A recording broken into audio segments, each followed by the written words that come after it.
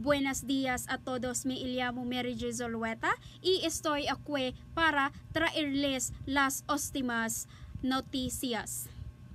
Dos actualización, las acciones tomadas hoy demuestran con fuerza la dedicación del gobierno a garantizar que todos los funcionarios operen dentro de un marco de integridad e responsabilidad des LDOG.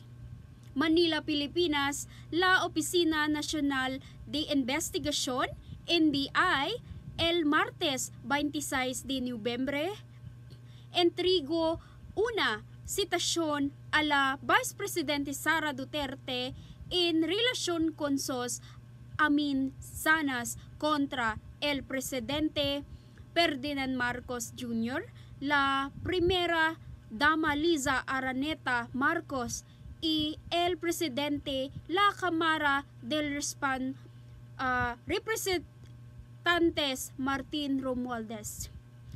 En la citación, él ordena a Duterte que compareciera ante el director de la NBI Jaime Santiago en su oficina a las 6 del viernes 29 de noviembre para arrojar luz sobre la investigación por porcentas.